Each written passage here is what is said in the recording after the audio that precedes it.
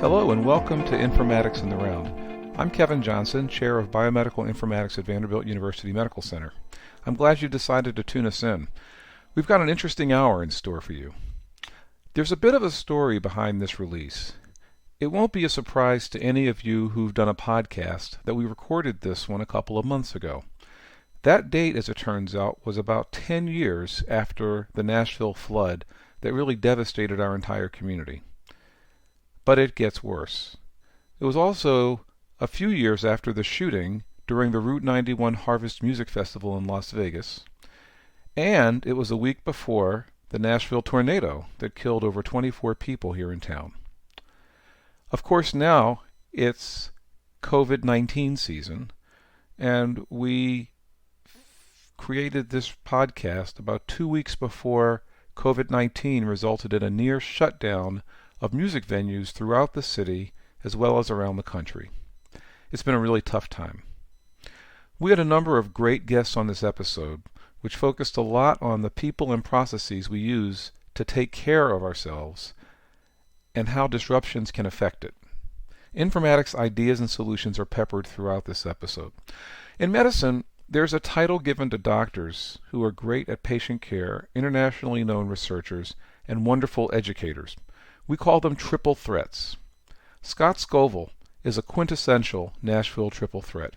He's a terrific artist, as you'll hear, but he's also a songwriter in town with a number of songs available for us to download, open parenthesis, hint, hint, close parenthesis, exclamation point.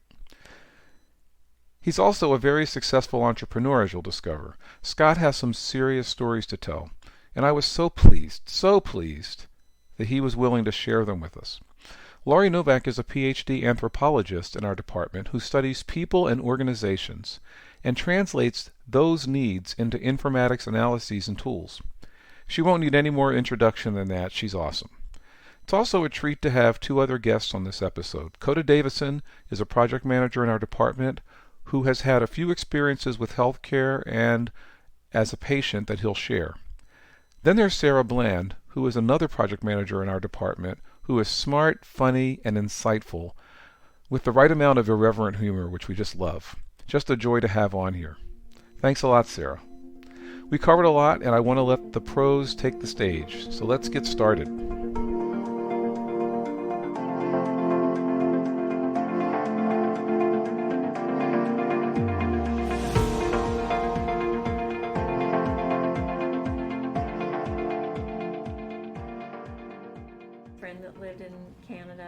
Said it's not a bad snowstorm as long as you can snow shoot at the liquor store. Right.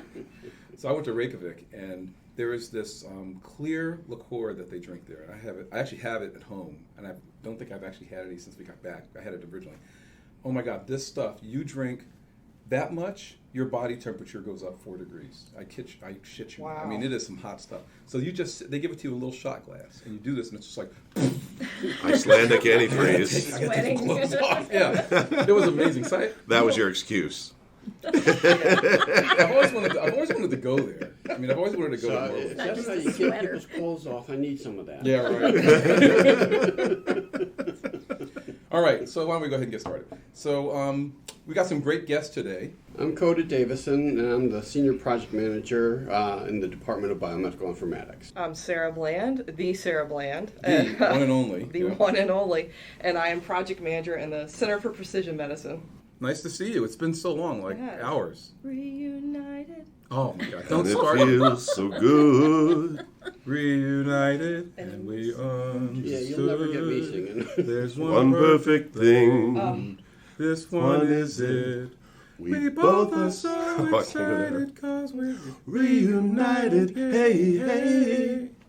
I can sing a little bit. Oh my God. Okay, enough about all that. Wow. I'm Laurie Novak. I'm on the faculty here in Biomedical Informatics, and I'm an anthropologist. Anthropologist and informatics. Yeah. We may have to go into that a little bit more. So, yeah. All right. And then what's your name? Scott Scovill. I'm an entrepreneur on the live side of the music business here in Nashville. So how'd you get here? I drove. That's pretty good. Alan Jackson. If you mean Nashville, Alan Jackson. Wait, hold it. Oh, yeah, here we go. So, I've heard this song before. Yeah, maybe. Wait, hold it. Who thinks that's Johnny Cash?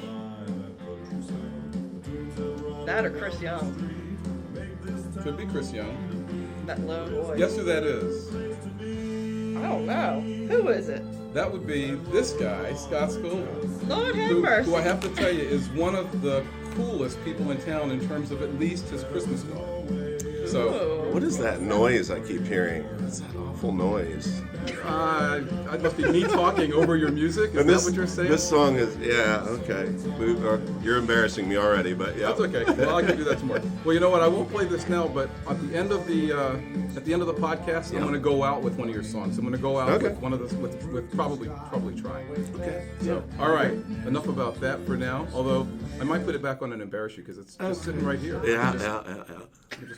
Play, We'll play this part. That's my buddy Stian. This is a duet with a Norwegian guy named Stian. My band, Spinning Wheels. Oh, nice. Yeah.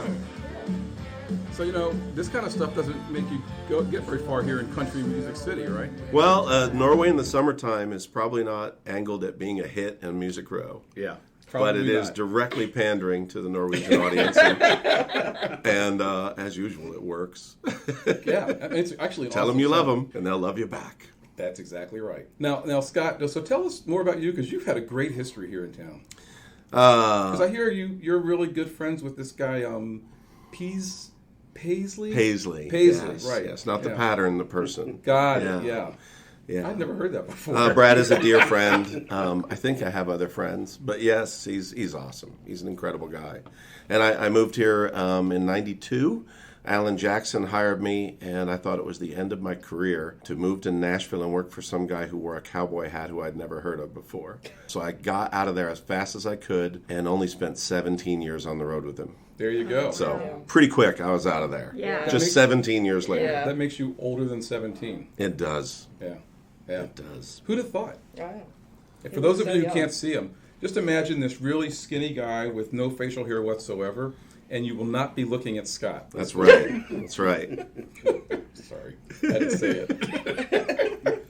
It's pretty close. Yeah. Imagine a linebacker with a beard. There That's you go. it. So, what's interesting is we've never actually had a chance to really interview somebody who's gone through the whole music industry and be an artist. Yeah. And how do you like the transition? I love it. I mean, you get into music, at least I hope you do, and I did, because I loved music. From the time I was a kid, it's all I ever wanted to be a part of.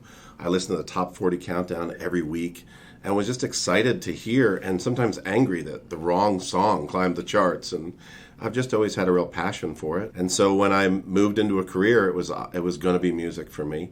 And I spent my whole life helping other people be heard and seen, and that's been wonderful. I wouldn't trade any of that for anything. But I find myself suddenly realizing that I can have a voice, and that is a whole other level of magic. So the past few years of singing and performing have just been wonderful. It comes out in your music, and I haven't seen you on stage yet, but I've actually seen a couple of your music videos, and I hope we all check them out because it really comes out when you see you on stage. It's I'm like having you're a great time. Kid in a candy store. I am. Yeah. It's also scary as crap. And I smile when I'm scared. So, Yeah. good news. I look really happy, and I'm like, gosh, I hope I remember the words. Well, I'm glad you're not like my dog, and when you start panting when you're happy, that's when we got to worry That's hard about to it. sing that way. Yeah. Now, I know one of the things I saw about you that actually really relates to informatics was the way in which you had to deal with the Nashville flood. So I'd really love it if you could tell, because a lot of us have never heard about that whole story. Can you talk about that a little bit? It was one of the craziest periods of my life. So two of my companies, at the time I only had two, ended up in the river. They weren't flooded. They were in the river. They were a part of the Cumberland River. And we all believed that when we heard word that it was going to rise 18 inches, I went like, okay. And I know that they've been really good about predicting that stuff because I've done a lot of shows down the riverfront at that barge, and they're within an inch every time. And so they said 18 inches, and it was Sunday, like worst day it could be, and went up like 3-4 feet, and that was enough to keep me from getting into my place. And then the waters kept rising. It also was day one of Brad Paisley's rehearsals, which is crazy timing. Yeah. And I assume a role more or less like a creative director with him. And so we're trying to load in his show, and we're hearing that some of the trucks can't make it because of the flooding, which I find surprising. And then I hear... 18 inches. That shouldn't affect the It truck. was right, exactly, and it was feet, obviously. And I get this phone call, and I actually have the whole thing captured on film, we had agreed to do a reality show on me building Brad's tour for GAC. It was actually a pilot. We were going to maybe do a whole series of that. And so I had a film crew, and I had this moment on tape where the person on the other end of the phone says, Moo TV's underwater and it's getting deeper fast. And I didn't know exactly the amounts right then, but it would turn out to be that I would lose over $5 million in equipment. Oh my God. And only have $1 million in flood insurance. Oh my gosh. And, our total equipment at that point was maybe 10. I lost about half of what I had. It was devastating, and I almost went bankrupt for 2 years. And climbing out of that was Herculean, and my team was amazing through it, and we got through it. But 2 years later, I still was making payroll by like credit cards on the bad weeks. But really more the emotional side of it. It was pretty devastating emotionally for all of us. I mean, Brad lost 9 of his 11 touring guitars, which were his babies, and very unique and incredible instruments. And So I have to ask, when they said they were lost, were they just destroyed or literally? Okay, and they're not they're wooden repairable in instruments. any way? Yeah. Wooden instruments. And so there were processes that were tried to dry them out, but you could just hear them. Brad was talking about one last week. He said, my favorite guitar. He said, and we're sitting there, and it's in this bag of rice. He said, and I heard it pop. It just went bang. And you walk over, and there's this huge, it's just split, Yeah. The wood is going to expand and contract at different rates, and an electric guitar, which is his go-to, is a few inches thick. And it's just going to crack and warp, and Yeah. That's so tragic. it was hard, and we knew we had a show in 28 days. So we knew we had to be ready with a show, and he's very much a perfectionist. And just the pressure of what we went through to just get the show together was brutal. He and I both cried. He cried on camera, and we left it in the show. And we talked about, should we cut this out? And very much to his credit, he said, no, this is what happened. There was a flood. It was horrible. People cried. Yeah. I cried. Let's leave it in. Yeah. I say you, in a way, you've had a little bit of a Forrest Gump-like last few years, because the Vegas thing hit you, and obviously this thing hit you. What's kind of, There's more. I can't take it. Hold it. I don't have enough alcohol in this coffee. So Is that what that is? Where's mine? no way. We poured these together. Mine's completely straight. No. But I gotta say, I can imagine all the people who were working with you at that time. Their lives were really disrupted by all that. We all were. Yeah. Can you tell us some examples of how it kind of disrupted your life? Because it turns out this is an area that Laurie has studied. And I'd love to have her talk a little bit about it after you talk. Yes, and hearing her introduction, I have no idea what she does, so I can't wait to hear her speak. I'm like, oh wow, am I at the wrong table? For me, there was, so I gained 15 pounds that year. I didn't sleep much between stress and having to pull things together and trying to make things work. And so by the time you were through with dealing with the mud and the muck and whatever it was all day, you hadn't looked at your email, so you're up all night doing email. I didn't have time for real meals, so I was 4 times a day at McDonald's or whatever. And so there was a really noticeable, I hadn't really thought about it until you just asked, but there was really a noticeable mental and physical change in me. Wow. That's Hard times. How'd you get out of all that? I didn't. Haven't you seen me? Pretty good. He's wearing his glasses. For those of you Yeah, listening, right. I don't know why. Well, no, because for me, I eating did. 4 meals a day at McDonald's is called like Monday. But Right. Yeah. You're not supposed to laugh at that, Sarah. Yeah. Close. I was looking at McDonald's and you said it. I was like, well, Oh, that's yeah. really nearby, so. Actually, it's more like Wendy's.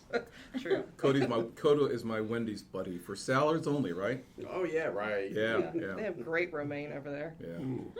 So To paint a word picture for those at home, I can see the golden arches from the window right here. It's lovely. thank you for sharing that. Makes me want a nugget. We won't, I've gone in we'll take a since. picture, but we'll take it from that direction so you can stare at it. Yeah. Yeah, I've had entire years where I haven't eaten fast food since. I only eat it when I really need to now. I work really hard at getting the right amount of sleep. I do try and work out, and I'm not as fat as it sounds like I am on this podcast. They say radio adds 15 pounds. I had no idea it's because Kevin says it, and then it just does. Wasn't that TV that adds 15 pounds? No, in your case, I'll say it's radio. No. Did I sound bad in that podcast? So slow. Sorry. That's okay. Is this the story that you heard a lot? Yes, I was actually doing research on nurses initially, and we were talking about implementing technology in a clinical setting, and I had actually written a paper, and one of the reviewers said, "It sounds like you're talking about disruptions." And I thought, oh, that word disruption is really a good one, and it was lodged in my brain. And then the flood happened, and I thought, oh my goodness, a lot of people have just had the mother of all disruptions. And so what we did was we recruited, I think it was about 12 people who had diabetes and lost their homes. So we had a very narrow set of criteria for the study, and so we didn't get very many people.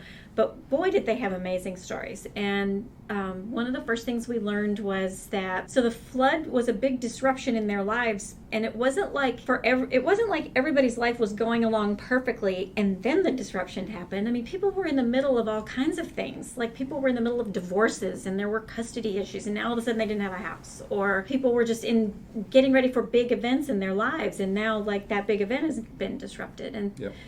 we documented a lot of health-related disruptions, people who normally got their exercise by doing yard work, for example. No yard anymore, because now I'm living with my mother-in-law. And so we analyzed all this data, and we found that people had established routines for managing diabetes. And diabetes requires managing diet and nutrition, and also monitoring blood sugar. There's a lot of like little tasks and things that need to be tracked, and details to be accounted for. And so they had systems that involved things and spaces. So I keep this thing on top of the refrigerator, and I keep this other thing next to my coffee pot. And now refrigerator's gone down the Cumberland, and I've got to use my mother-in-law's coffee pot. And so in the end, it was a bad deal for everybody. Although we looked at some reports from Katrina, and it seemed like there was only one paper that we could find that talked about this phenomenon and looked at like long term, and it seemed like people ultimately recovered. But that doesn't mean that we shouldn't do something about this to help people get through. So we heard a lot of stories and talked to a lot of musicians. We ended up with 2 people giving us CDs of their own music out of a dozen that we interviewed. So when you say recovered, it piqued my interest because I helped do Katrina cleanup 2 weeks after the hurricane, so I saw it firsthand. What do you mean by recovered, and how long did that take? Well, like this paper that we found said, years later, their blood sugar was back under control, or something Years like that. later. Yeah, it that's was significant. Like within Years? 5 years, they were, whatever the medical indicator that they were tracking was back under control. And so it was. We still need to do things to help people. We need to do outreach. We need to establish infrastructure for connecting with people. And that was really one of the things that struck us the most. And we actually wrote about this, was sort of reflecting on, gosh, how could this have gone better? How could we have avoided some of this, and these weren't Vanderbilt patients that we recruited just from the community. But there were a lot of Vanderbilt patients that were affected by this flood. And So imagine the flood happened, and did you have your phone still? Yeah. Okay. Your phone goes off, and you get a notification from Vanderbilt that says, your address, work or home, seemed to be near the area where there was this big disaster. We'd love for you to come in and check on you. Yeah. Would you have been able to do that? I probably would have done that. Did you think that something was wrong at the time? I'd like to be a bit of a scientist at times, and just always loved science, so I think I would have done that. And what I was just thinking as you were talking is, like, first off, what do you do for these people? And one of the best and easiest things I think you could do is make them aware of how this disruption may affect their lives, because awareness is one of the greatest ways. Like, who's the best person to serve the patient? The patient. So make the patient aware, like, okay, you're going through this disruption. That's a really good point. And so that's what I was thinking, wow. yeah. Yeah. This disruption puts your health at risk.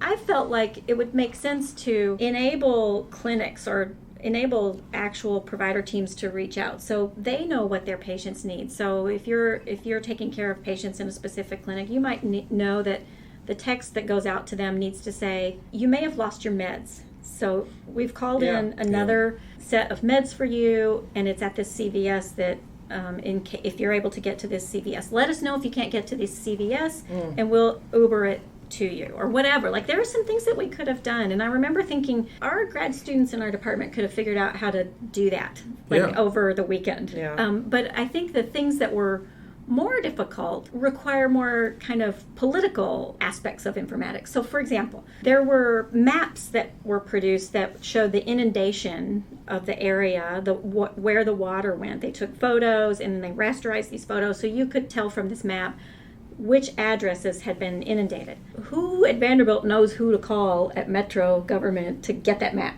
right? Yeah, like yeah. we don't have that infrastructure in place. And then to overlay where the clinics and stuff are at that you could advise people to go to. Right. Right. So, Scott, I think the question that you're asking, which is, what does an anthropologist have to do here? What would you say your contribution is to learning about this? Well, field work, for one thing. Anthropologists go out to people's houses and talk to them. I mean, that's one big thing we do. Or when we're studying healthcare workers, we go and hang out with them and watch them work. So that's a big thing that anthropologists do.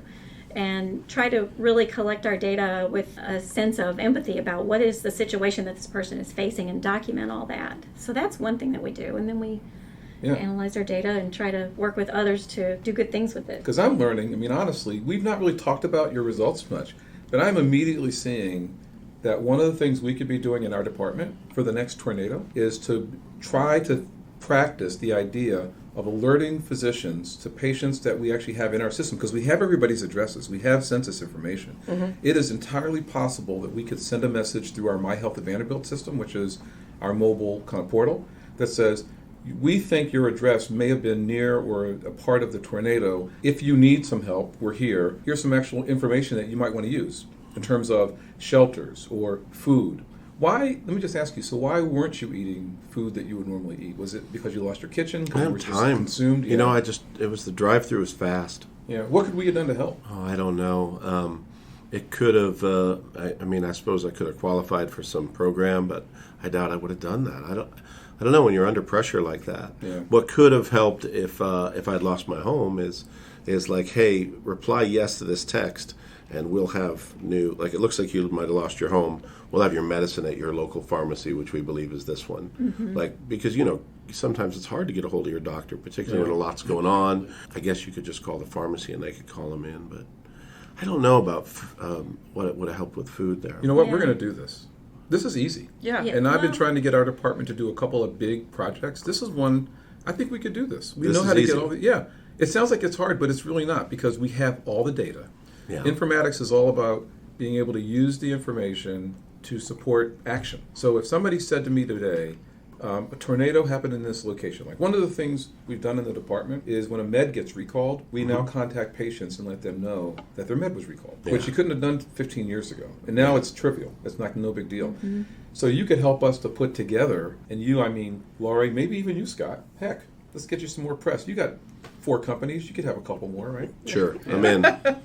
Yeah, okay. But we do it could for do the this. coffee. We could Yeah, the actually healthcare imagine, technology. we could actually get to the point where when there's a tornado, Vanderbilt is actually notifying the patients who are there and letting them know your meds have been reordered in case you need them. They're at the Walgreens, blah, blah, blah. We literally could do all of that right now for our patients. So we're going to work on that. Thank you. And I think that what you're saying is really important about being so overloaded with all of these things to do. We heard that. It was very compelling to listen to these stories, because people talked about they tried to go to work and do their jobs, but they're like trying to figure out, I'm trying to fight with Comcast because they're wanting me to, I'm trying to cancel it, and they want me to bring them the box. And I'm trying to explain to Comcast that I don't have the box, It's in gone. the river. And Here's the Boxes remote. in a creek. Remote got caught in the screen door. Here it is. But, like, when you're thinking about Funny, but not that, funny. like, normally all of us go our entire workday without thinking about our cable box, right? And so when Yeah. you're having to think about that, all this other stuff goes into the background. And even Yeah. if the other stuff is important, Yeah, the mental health aspect, I think, is probably what was most profound for me when I saw Katrina devastation. And that's how I relate to this, because that was, a decade ago, and I still can see everything it. so Yes. clearly. One of the women that I met that we helped clean up some of the stuff from her house had a tub that landed in her yard, and she filled it with yellow pages and white pages. This was 2005, so we're still around. Yeah. She filled it, and I'm not kidding, it was all the way to the top, and it was all moldy and everything at this point. And we said, "Man, we can just throw these away, you don't need them." And she said, no, FEMA said that they're going to compensate me for everything, so I cannot get rid of anything. Oh my And she was gosh. sure that she would be compensated for these books. And I looked at her, and she was, she was an average person. Went to work every day and everything, but the trauma of losing everything, and she had a literal 150-year-old tree in the middle of her house. She just couldn't process that a yellow book was free and it was not going to be compensated, and that was not something to hold on to. So what you're saying, the trauma of something like this and the disruption of that, normal day-to-day stuff doesn't make any sense anymore, because now you're having to deal with compensation for things or trying to talk to Comcast. So, I mean, is mental health something that we could invest in and trying to alert people like, hey, you might need these services and you hadn't thought about them before? Yeah. I mean, it sounds like you might have, would that have helped you think? I've never had any mental health, so it might be nice to get during the next tragedy. I think what I was thinking is yes, and maybe there's some people that are in school to be counselors, or even people that could just help do day-to-day stuff. Wouldn't it be interesting if a part of disaster relief was just somebody who's just capable, stepped into your life and said, hi, what do you need? Do you need me to help you find your cable box or deal with a cable company or whatever? I don't know, but I think that was very traumatic for me and probably could have used some help by the time it was all over. But that's a very good point, and not everything that needs to be done is going to be based upon technology, because technology is going to be lost for many of those people. And there have to be alternatives presented as to how we get information out to them or how we help them. It's true. I mean, when we, talking about Katrina, I did a feature-length film about health information exchange, and we featured some of the stuff that happened in Katrina. And one of the obvious things is, I don't know that health information exchange with computers would have helped if we didn't actually have electricity. I'm like, that's a good point. Gotta erase that part of the film. But you don't know. You really don't know. I mean, especially with a tornado, I think that's even trickier. But so back in that era, I mean, not everybody had cell phones at that, even in 2010, but everybody we talked to got out with their cell phones, even the older people. I mean, I interviewed someone who was literally coming out of her house up to her neck, and she was blind, and she got out with her cell phone somehow. So, people prioritize their phones. Well, people prioritize their phones because they're like so many things with it, right?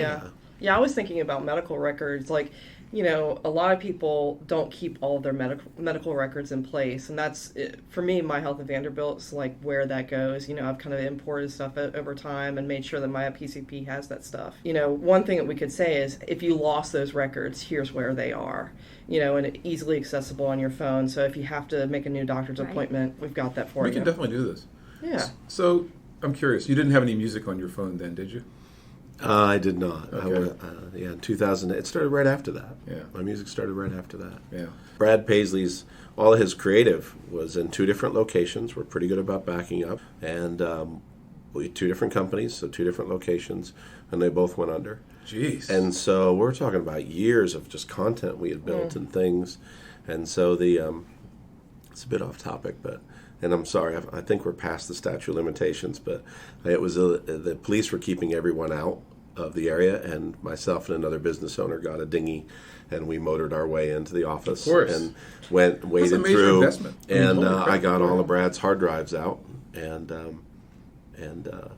just, Sure, he appreciated that. Yeah. Yeah. Yeah, wow, that's amazing. But I wonder, and this is again a little off topic. There's no such but thing there's as off such topic. it was right down there in Cowan Street. There was a chemical plant down the street, and I wonder how my health was affected by spending time in that water. Yeah. So. Yeah. There has not been one album about the flood that I've seen. Is it the case that, was it like off limits, or did the whole industry decide we weren't going to talk about this? It hurt. I have not heard a song at all. I haven't heard anything either. That's interesting. I don't think Brad had any interest in doing anything but putting it behind him. But when he came on stage the first night, 28 days later, he went to sing the first line and just burst into tears. I'm tearing up thinking about it. It was just a powerful time for us. We were just so exhausted mentally from just trying to do the things that we do easily because nature had made it so hard for us. Yeah. And I'd never thought about writing a song about it, which is interesting because just my angles on the Vegas tragedy, I've written 3 songs about it. I was going to say, there's been stuff about Vegas, and I would have always thought, informatics is in the healing arts, okay? I would have thought that song could be one of the most powerful anthems. We have songs about HIV. Yeah, well, what's great is now that we're doing this podcast, somebody's going to send you a link to a beautiful song that they wrote about the flood. That's a good idea. I look forward to hearing that song. Maybe it'll be yours. Maybe I'll write a song about the flood. Maybe. You know, with the Johnny Cash reference, Folsom Prison. I mean, you're the guy who has the perfect voice to talk about this. Yep. Yeah. All right. So Johnny had, what's that? How Deep's the Water? What's that one? I don't know that one. I just know show tunes. It's not one of my favorite Johnny songs. Don't you dare laugh at that. No, No. it's very serious. It's very serious. It's very serious. Yeah. Well, I did want to say one other thing about what you brought up before about exposure to chemicals or whatever, and that's another thing that informatics is really good for, is to try and put together information from different sources. So I've always thought it would be cool if, as a part of our patient's history, instead of just their diseases that they've had or whatever, get all their home addresses that they've ever lived in. And then you could say, oh, you lived near this copper mine for 15 years when you were growing up, and now you're part of a large group of people who have this whatever disease, you know. And so to put these associations together of like place or exposure and then ultimately some sort of health outcome, that's another good thing our field can do. So at the beginning of this podcast, when I was talking about being ignorant as to what you did, I was not pretending. I did not know anything about what you did. But what I'm gleaning is it's big data, and it's just it's numbers and It's big. and trying to find patterns and or use the information to address situations is what we're talking about. But I find all that fascinating. I think it's one of the technologies that's going to make the world a much better place. Yeah, we're pretty good at that here. There's big data, which anything, even including like NASA data on climate, and stuff that's in the air and all that. So that's big data that could impact health. But then there's, in my field, there's a phrase, thick description, which means you sit and you engage and you write long descriptions of people's lives that you're working with. And so that's thick description. And so there's this new idea that you can have big and thick, that you can bring these two together and like do potentially useful things with it. So I have to say, that third arm, you can barely notice it. Thank you. My third arm, yeah. Good for playing From the chemicals that I was in, yes. Yeah. What superpowers did you receive, Scott? Well, I can scratch my back and I was going to say that's both my ears at the same time. I have never seen anybody who could grow a beard on the back of their neck. That's pretty cool, man. Thank you. Yeah, Thank you you. developed the technique of double strum. Well, now I need to learn to play. You don't need a 12-string. Two instruments. I can play lead and bass at the same There time. you go. You can at least pick up a harp. True. I didn't know I was going to get all this abuse when I came here. It's just love. Is that what it is? It's how we feel about the music industry. You know what? I'm from New York, and that's actually how I communicate love, too. There you go. If I'm giving you a hard time, I like you. So thank you. There you go. Thank you. But do you think in the EHR we capture things like when someone has had a traumatic event like this? Do you think that's captured appropriately? I mean, did people say, were you a part of a natural disaster at any point? Because how many people say, I was a part of the flood and waded through waters, or I was in Hurricane Katrina? I mean, it's publicized about like 9/11 victims, but I don't really hear it about other stuff. So here's the other side of this problem, which is communication, right? Yeah. So I would be willing to bet you, and we can do this. I could do it actually after we're done, but I can search the entire electronic health record and look for the word flood across every single record, and I would be willing to bet you there will be no spike around the time of that flood. That's crazy. And the unfortunate reality is, as much as you'd like to believe, every single doctor, every single nurse is completely aware of that stuff.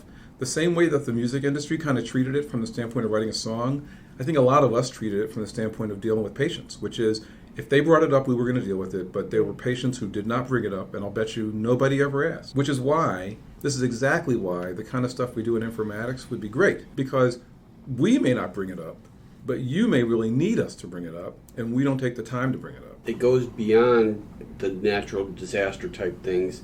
Same thing could be said for those of us that are veterans. We always get asked, are you a veteran? But then it stops. And there's a lot of things that have happened to our veterans that would be wise to be captured in the health record. And it may be stuff you don't even know. Right. There might be stuff that we could capture that you aren't aware of. Right.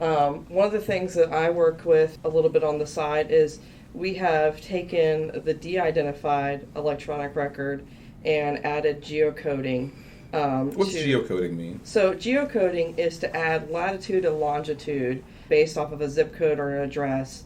So it's de-identified, but find information from pinpoints on a map.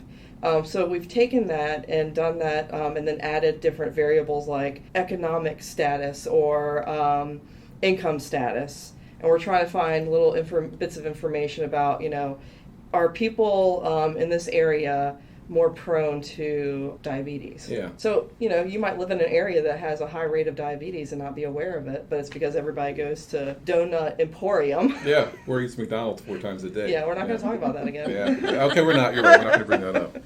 No, but I think this whole issue of communication, the information that you'd like to have in the EHR, and the behaviors, right, that we need healthcare to kind of give patients. Because, like you said, the last thing you were thinking about is yourself. And so somebody needs to do that for you. And doctors and nurses, and we need to help them communicate. It's easy for the brain to say, is it this or this? Is it black or white? Do you have this or that? And it's much harder for most of us, I suppose, to look at the entire system. Yeah. And so, since probably most people on this planet don't tend to look at the entire system at once, which really everything in the system is a factor, like we've been discussing, then the thought of implementing that through big data and then providing us with solutions is great, because it's a way of compensating for, I won't call it a shortcoming, or just, life's easier when we can categorize stuff. It's this or that, it's this or that, it's this or that, instead of going, what are the 3,700 factors that brought this patient here to me today? Right. And you could just look at the 5 that are probably symptoms. Yeah. But some of those other things, most of them mean nothing. Some of them mean something. And maybe big data could show us that. And that's fascinating to me. But for us to get the data, we have to write it into some system or get it collected from some sensors, right? There has to be some input modality. So it kind of comes back to the doctors and the nurses and everybody else who have to take the time to say, these may be important characteristics so that we can learn from all of that. Yeah. So tell us the story of your dad. I went through a really tough time with my dad. He had an episode, and we're really not entirely sure of what triggered it. And he ended up in sort of a manic state, and he was brought to the hospital, and he didn't really show any signs of recovery. He continued to, for many, many days, be in a manic state. And I'm the sort of person who really wants to be a team member. I want to know what's going on, and maybe I don't have the wherewithal to figure out what to do next, but at the very least, I can figure out how to handle my dad. Like, what's the best thing I can do for him? And so I wanted to be a part of that team in solving that problem. And he had a physician who shared really nothing with me. He didn't know what was going on or was afraid to tell me. And I got really frustrated with that. And I said, please tell me, like, we're days into this. Like, give me a guess or anything as to what's happening. And when he refused, I finally brought him into the hospital administrator. I met with her and said, can we please call this doctor and have a conversation in front of you, because I feel like maybe that would finally shed some light. And even with that pressure, he refused to give me any information that really was that pertinent to what was happening with my dad. I'd be like, so here's what I've read about, which I'm sure your worst nightmare is the guy who Googles what's happening. Yeah. I'd love to. But you had nothing else. But I had nothing else. So here's what I've done. And I feel like maybe this is happening. Yes or no, or maybe. Or I don't know. And if it's I don't know, can we please look into it? And he gave me nothing. And I said, I think we're done. I'm going to stay with the administrator. He walked out. I said, what do I do with this? Like, he hasn't given me any indication he has any idea what's happening, but he won't include me. And he, what's happening here? And so I told her, I said, I'm getting my dad out of here. And she's like, he doesn't qualify to move. I said, well, I'm a problem solver, and I may not understand the details of my dad's medical stuff, but I will solve this problem. And I think you and I together could get my dad out of here, or I will run over everybody getting my dad out of here. And you seem like a nice lady, and if I hurt your feelings in any way, I'll actually never forgive myself. But I will do that to get my dad out of here. So let's figure it out. Yeah. And she found a way to get him transferred, and he got into a new hospital, and that nurse was awesome. The first night we checked him in, he got settled in, and we were talking about spending the night, and his girlfriend and I, and she's just like, out. She's like, I want you out. Like, I got one patient. I don't need 3. Out. And I was like, okay. And she was very sure of herself. And I said, can you give me any idea? And she said, I've known your dad for 10 minutes. Here's what I think. And for the first time in weeks, I had an opinion that was, while just only a little bit of exposure and reading a chart. And she was so mean. And I said, there's something you need to know before I leave. She goes, what's that? I said, I think I'm starting to love you. Because for the first time, I'm like, this is my dad. And for the first time, I have at least somebody's communicating with me. And she softened and she said, we're going to take care of him. It's going to be fine. Came back the next morning, and he was coherent and fine. And they had been medicating him with something that they should have known that his liver couldn't process. And another medicine they were giving him he was allergic to. And so it was an anti-clotting medicine that was actually causing microclots. Jeez. Oh, and I forgot a great part. As I was leaving the old hospital, I said to the doctor, he came to me and said, so you're moving your dad out of here. And I said, look, thank you for your efforts, but I just feel like my dad will be better served somewhere else. And he goes, so who are you? I go, what do you mean? He goes, who are you? What do you do? I said, I don't see why that's relevant. And he goes, well, no, but you're like some big deal entrepreneur. You're a business owner. I go, why does this have anything to do with anything? And it occurred to me Fear. that he was afraid of me. He was afraid that he wouldn't come up with the right diagnosis and that I would sue him or hurt him in some way. And fear kept him from voicing his opinion, which kept him, so he wasn't serving my dad well. But the whole thing just made me, and then 24 hours later, I walk in and my dad wakes up and he's like, hey, what's going on? And I'm like, hi. Holy shit. And he goes, I don't recognize anything. Am I going crazy? And I'm like, take a deep breath. I have some information to tell you. And I told my dad how long he'd been out and all How that. long had he been out? And I really feel that by forcing him to move, his girlfriend and I saved his life. It's just too bad because who's the next patient going to that doctor? And big data could probably tell you a lot of things about that doctor. That story and the disruption to his life, because he spent way more time on his back than he should have in his 80s. He now walks with drop foot. They told him he'd never walk again, but he's so determined. He's like, nope, not having that. So started with a walker, then went to a cane. Now he doesn't use a cane, and he's walking, but he has drop foot pretty bad, and it definitely had a big impact on him to be on his back for weeks at his age. So they very much disrupted his life in a way that he won't fully recover from. But you know what's sad? If you had been able to see his record, it's entirely possible that you would have been the one who could do the Googling, see the medicines, and go, did you know that he's allergic to this? Or did you guys see this report about what this 2 things do? So we actually have had that happen at Vanderbilt numerous times since we've had our portal, where patients go in and look at the stuff with us and say, I don't know if you know, but they tried that on him before or on my mother before. It doesn't work. Yeah. And so you have to be receptive, and this guy or whoever may not have been receptive. But, I will say, not to plug informatics more than one should on an informatics podcast, but we are all about giving you total transparency to your record.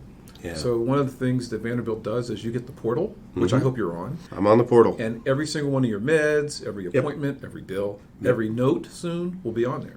Yeah. So if you go somewhere else, or if you're wondering what the heck this doctor did, you don't have to sort of get that. A lot of patients are embarrassed by the fact that they are asking these questions. I mean, let's just be really honest. You're an imposing guy, right? Big, deep voice. Not exactly. Right. And I imagine there's a lot of people who would think, okay, we got to call the cops. If you came at them and looked serious, they probably, I kid you not, I know how hospitals work. There would be a conversation about, do we need to get somebody in here because this guy could go completely postal on us. So they're not going to talk to you, even if you're a nice person. And that's one of the ways that the technology can help, because you can have a conversation through the computer, send messages. Those messages are in the chart. I have been told I'm imposing, and that may be a factor, but he's the doctor. He shouldn't be afraid of me. And I'm certainly, I'm always very pleasant. One of my employees said I was scary recently. And I said, what do you mean I'm scary? I literally haven't yelled at anyone in 10 years. And he goes, that's what's so scary. I'm like, you think I'm bottling it up? Like, what do you mean? Like, I don't even. So that's not. Norman Bates didn't yell. Just bringing that up. Oh my gosh. Great. That's a new way to insult you. Wow. So Wow. I think I really that, didn't mean that. I take it completely back. My compensation for this podcast was one tall Starbucks iced coffee. we're gonna have to add I'm dinner. starting to wonder. We're adding- we're if adding I've been dinner. properly compensated. yeah, right. You've been accused of being a serial killer, I think. But, A big one with a hairy neck. one thing that you said that just kills me, and I think about this all the time, is what about the next patient who sees this doctor, right? And so the idea that your dad had such a great advocate. Like, I hope my sons would someday advocate for me in just as powerful a way. And not everybody has that kind of power in themselves to just go up against this authoritarian figures, multiple authoritarian figures, and say, I'm going to do this thing.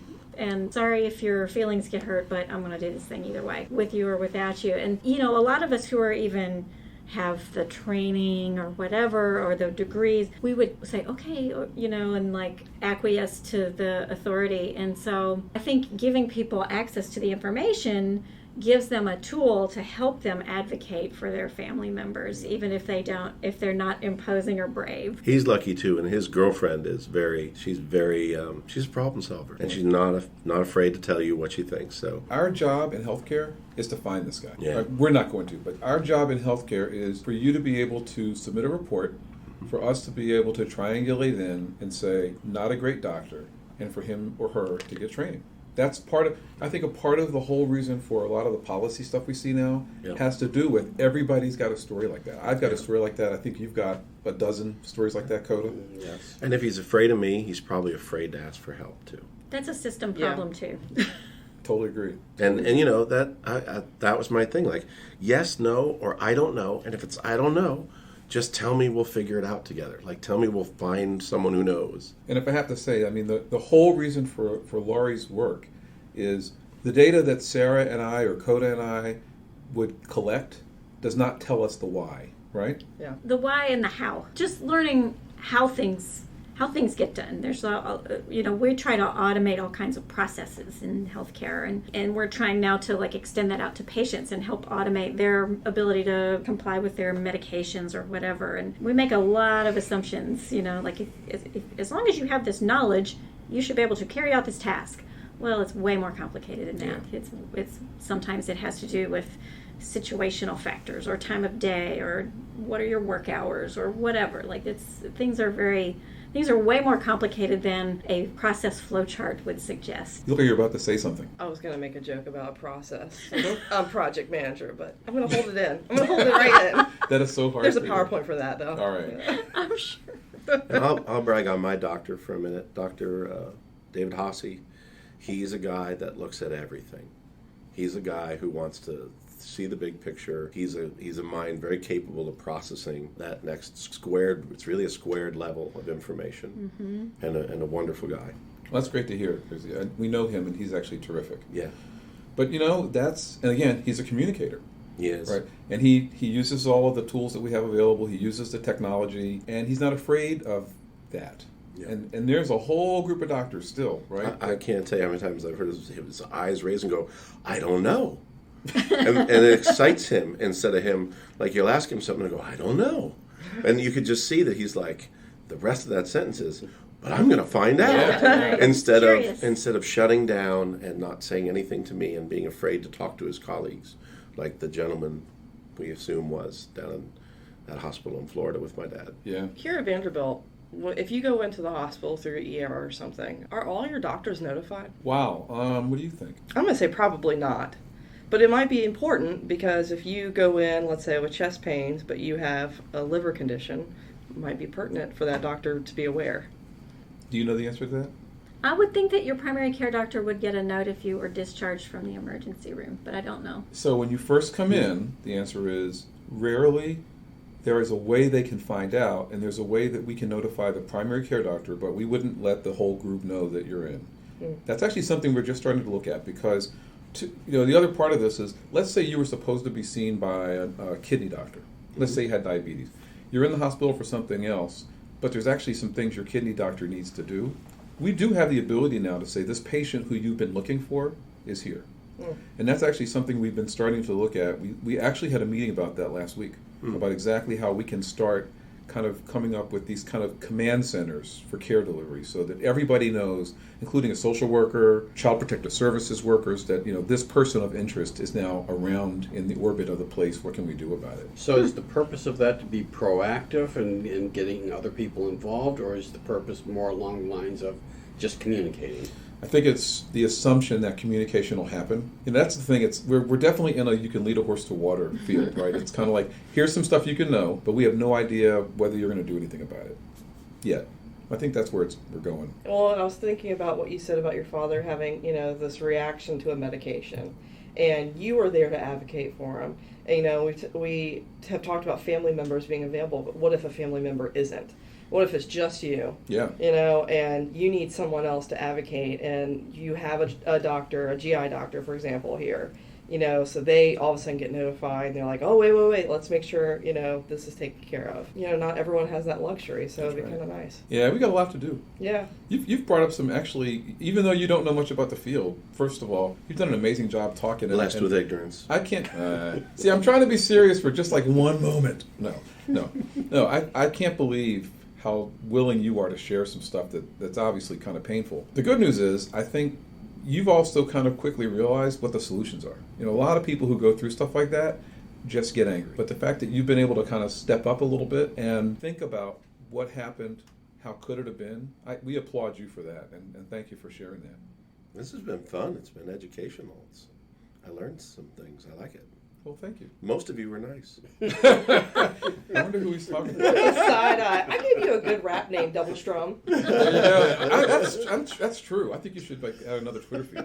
Yeah. So before we close out, I got to ask you this, and this is a total subject change. You are an amazing artist, and a lot of people who may not know your stuff, I hope they go and listen, and we'll make sure in the show notes we talk about all that. Mm-hmm. Is there something you're working on right now that you either want to hum a few bars or talk about? Oh, I don't. Oh boy. Hum a few bars, huh? Well, I'm working on the country album right now. So big departure from rock. I released 4 country singles last year. Those were the first things I released. Cool. But I did a full-on Christmas album. So, who the hell does a Christmas album first? My first major album was a Christmas album. That's something you do 5 albums in. Nope. Yeah. I love Christmas. Unless you're Norwegian. And no, they're not any crazier about it than we are. They like Christmas, but you know what you want to do. Yeah, and I love Christmas, and I love crooning, and country doesn't give me that much opportunity to croon. So that was I had so much fun doing that. But and full orchestra, like Lindsay L does a duet with me. Brad Paisley plays guitar. Wow. Yeah, arm twisted him. That was tough. All I did was ask. He was like, at 4 a.m. I asked him, and at 4 a.m. that same day, I get a track at 4:20 a.m. Jeez. Wow. And I wake up and I was like 4:20 a.m. So next day I was you like, did actually email me last night at 1:23 a.m. That's normal hours for me. Music right. business. Yeah, that's true. I usually go to sleep about 2. Yeah. But I set my alarm for 8 hours from when I go to sleep, and I try not to ever have a meeting before 11. That I fail at that sometimes, but I'm aware of it, and I'll go to sleep earlier on the days that I have that. Yeah. So what am I working on? I might do a broke down version of Try. I've got Try out, but I don't really love the way it feels right now. So that might feel a bit more Chris Stapleton-y. Might be more like, there are times that I feel frozen in the place where I'm standing, 'cause that mountain seems impossible to climb. There's times, anyway, well, I feel weird singing a cappella, so let's just stop there. Yeah, no. But, I just love your voice. Yeah.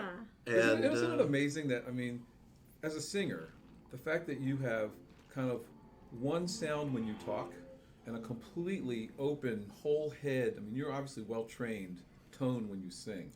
There's been a lot of lessons. Yeah. But I sang for 8 years in Norway without any lessons and just planned on nobody ever knowing that I sang. Do you have a minute for this story? Yeah. I was singing at the drummer in my band. I was singing at his house at 4 in the morning because we'd been drinking all day, because that's what you do when the sun finally comes out in Norway. And I started singing Johnny Cash to the radio, and they turned the radio off. There was like 20 people in the living room. And I turn and look at him, and he points at me and goes, "Keep singing." And I was just drunk enough that, unlike today, I a cappella finished Hurt. And and they went like, "Whoa." And I was like, I didn't think anything of it. As a kid, I was told I couldn't sing, and I had believed my whole life that I couldn't sing, and that I wasn't a singer. And the thing is, I've been a baritone since I was little. I've been a big person since I was little. And I couldn't sing along to anything on the radio. So I was a kid of the 80s. You know, a baritone singing, "Don't Stop Believing." Yeah. Sounds about as good as it did right there. So, you know, life reinforced that I couldn't sing. Well, the next day I walked into the bar they were playing at, and they called me on stage. And I said, absolutely not. And they told the crowd to help me on stage, which they did. Yeah, of course. And I sang Hurt, and to polite applause, I thought I'd run to the bar. And I look at the barmaid, and I'm like, I would like all the beer, please. And she looks like the dragon queen. She's so Norwegian. Her eyebrows are so white against her fair skin, you can't even hardly see. She's Norwegian, like flat out. Couldn't be more Scandinavian. And I'm looking at the floor going, why did you do that? No one needed to hear that. Like, that was embarrassing for the band. And I look up at her, and she's not moving. And I said, like, please get me a beer. She looks at me, and she goes, I have goosebumps. And that's when I decided it'd be cool to start being a singer. Wow. They asked me up on stage again later that week. I did it. They asked me to be in the band. I said, that's the dumbest thing I've ever heard of. Absolutely not. And 2 beers later, I was in the band. and I dated the girl for a little while. That's that was right. fun. And but I loved it. But it was supposed to be a secret. And we got better. And the band called me all excited and said, you know that festival Seljord, which is the biggest country festival in Norway? I said, yeah. We had played the B stage a couple years earlier. They said they want us back, and they want us on the main stage, but they're only going to do it if you can make it. Can you make it to that one? Wow. And I'm like, absolutely. I'm in. So we booked the main stage, and we're going to be one of the opening acts, but still, we're on the big stage. 2 weeks later, they announced the headliner, Brad Paisley. And I have not told at this point anybody in Nashville that I'm singing. Like, nobody knows. And suddenly I'm opening for one of my best friends. Oh, And so that secret coming out was really, it's been That had to exciting. be a real thrill. 2 days later, I was on the jet with him, and I was like, ugh. So you're going to Norway, huh? He's like, yeah, how do you know about that already? And he's like, you got to come with me. Come with me. It's going to be fun. I've never been to Europe without you. Come with me. I'm like, I'm your opening act. And he's like, and I'm like, yeah, I'm your opening act. He's like, what? and I sang him a little Johnny Cash there in the airplane. A little, I hurt myself today. And he's like, what the hell? Where'd that come from? And I'm like, I'm your opening act. But I got so scared that I started seeing a vocal coach. And that changed the way I sing a lot. I learned a lot. wow. And I continue to. Right now I'm seeing a woman named Kristen K. Smith. And Well, I'll embarrass myself slightly. I am not in your league. But when I was in high school, our chorus got a chance. I was a bass player, was an all-Eastern bass player, also sang baritone in the barbershop quartet. all right. And when we Wait, that's so weird. Me too. God, jeez. What can I throw at her? Here, have some more limoncello. No. So anyway, we're sitting out. I was over 18, but not 21. And a bunch of us got our hands on a little bit of alcohol. And a friend of mine and I proceeded to sing, and yes, this is a little geeky, but nevertheless, here it is, solos from the Messiah outside of Lincoln Center, because we could. We were out there by ourselves, and we were doing some stuff. Would anybody like to hear what that sounded like? Yes. I would. Yes. Oh my God! Let Come me on, think. Kevin. I haven't done it in so long. You're at least like a pro at this. I'm a total hack. I don't like your attitude. All Okay. right. Sometime in the next year, I think you should sing a Well, little. okay. Here's something for you. Ready? Well, excuse me, but I think you're in my chair. Oh, that one's not taken. I don't mind if you sit there. I'd be glad to share. Yes, it's usually packed here on Friday night. I'm not going to keep singing, but there you go. Yeah. For a baritone, that's up there. I can- Nice. yeah. You got some range, don't you? I can do second tenor and I can do first base. Well, I told you we'd cover a lot, and I hope we didn't disappoint. Well, as promised, I want to close out with one of Scott's songs. I'd encourage each of you to go to his website and download this one called Try. Scott is personally responsible for choosing this song to close it out, and for good reason. He reminds us that Try is a song about tenacity. That's what we all need right now, especially in Nashville, where we've experienced so many calamities, including the flood that impacted much of the music scene in the area, a tornado that killed at least 24 people, and a week later, major shutdowns to slow the spread of the coronavirus. Even if it's the tenacity to be mentally tough enough to stay at home, and to challenge dogma in your community about this all being a media ploy, or about this being just like the regular flu, I hope this song speaks to each of you. And with that, have a great day. There are times when I feel frozen in the place where I'm standing, 'cause that mountain seems impossible to climb. There are times I hear the words saying, careful where you step, and I realize that voice inside is mine. I'm not listening. I'm not listening. Fear is a necessary evil, but if it chains you, you're never gonna fly. Just keep walking forward when your knees are shaking.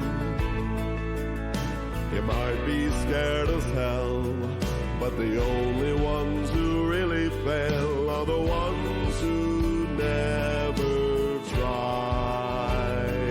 So I try.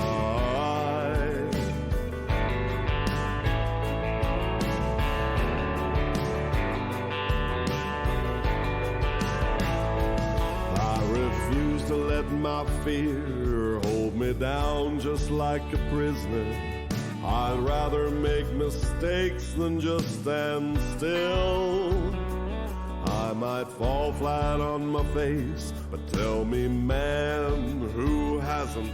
And the way I got back up was by sheer will. Well, I'm not giving in. I'm not giving in. Fear is a necessary evil, but if it chains you, you're never gonna fly. Just keep walking forward when your knees are shaking.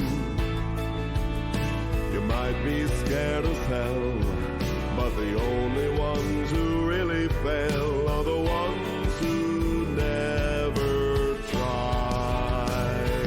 So I try.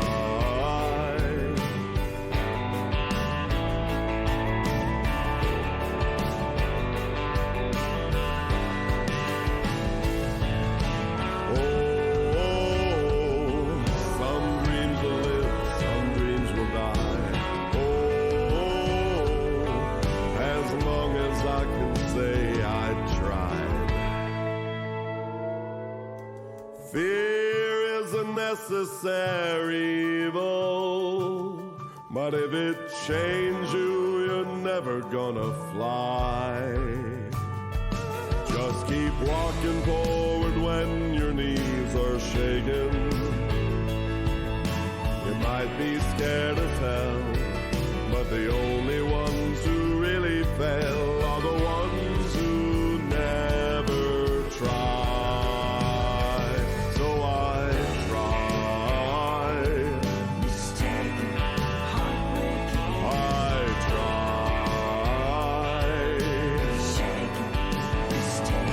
I try.